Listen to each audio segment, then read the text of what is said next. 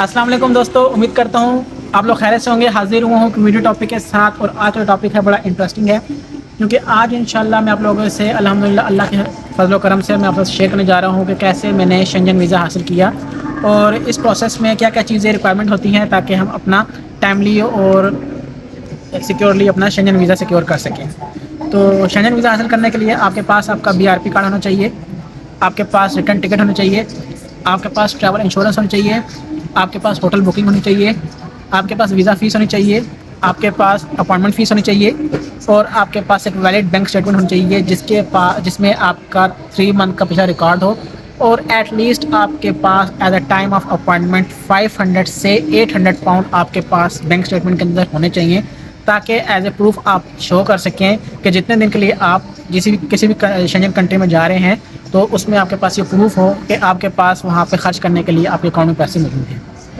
तो अल्हम्दुलिल्लाह मुझे शेंजन वीज़ा मिला है, 1 मंथ का है, लेकिन अल्हम्दुलिल्लाह ये एक लर्निंग प्रोसेस है मेरे लिए और एक बड़ी अचीवमेंट भी है कि मुझे यूरोप का शेंजन वीज़ा मिला है।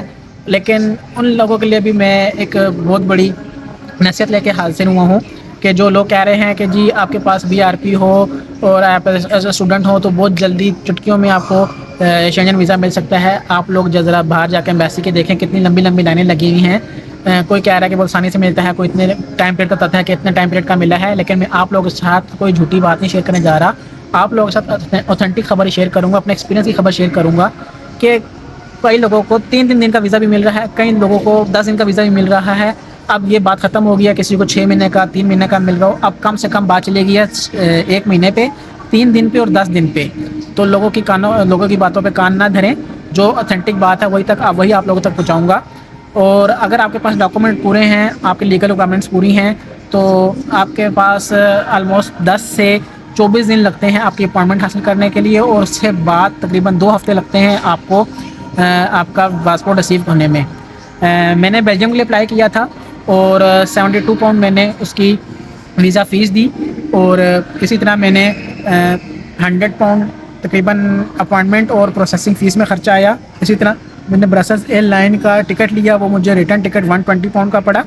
और इसी तरह इंश्योरेंस फ़ीस मैंने ईयर की लिए, पूरे इंश्योरेंस आप अगर यूरोप की इंश्योरेंस फ़ीस पूरे साल की लें तो आपको ज़्यादा सस्ती पड़ती है। मेरे पास अब पूरे साल की यूरोप की इंश्योरेंस है और वो मुझे 24 पाउंड की पड़ी है और अब मैं पूरे साल वो वैलिड रहेगी। और इसी तरह फिर मैंने अपना पासपोर्ट कलेक्शन के लिए कभी कभार बंदा यूनिवर्सिटी में होता है या फिर अपनी जॉब के ऊपर होता है तो पासपोर्ट कलेक्शन करने के लिए नहीं जा सकता, जिस वजह से आपका टाइम वेस्ट होता है। तो मैंने पासपोर्ट डिलीवरी की सर्विस ली थी जिसमें 30 पाउंड मेरा खर्चा आया था। घर में पासपोर्ट रिसीव हो गया था तो बंदे के दिमाग में ये चीज़ ख़त्म हुई थी कि यार दोबारा जाना पड़ेगा, यूनिवर्सिटी से छुट्टी ना मिले या बंदा शिफ्ट के ऊपर हो तो बंदा टाइम मैनेज करना नहीं सक रहा होता उसमें। तो 30 पाउंड मेरा उसमें खर्चा आया था। और इसी तरह फिर जो प्रोसेस है यानी कि डॉक्यूमेंटेशन कंप्लीट करने में 20 से 30 पाउंड आप प्रिंटिंग का खर्चा रखें और 10 पाउंड में आपकी 8 पासपोर्ट साइज़ पिक्चर्स क्लिक होती हैं। किसी भी आप एस्डा स्टोर टेस्को से जाके क्लिक कर सकते हैं। तो आने वाले दिनों में मैं आप लोगों से ये इन्फॉर्मेशन भी शेयर करूँगा कि कैसे मैंने 3 दिन के अंदर 3 कंट्रीज़ कंप्लीट किए हैं, बाय बस, बाय एयरप्लेन और बाय ट्रेन।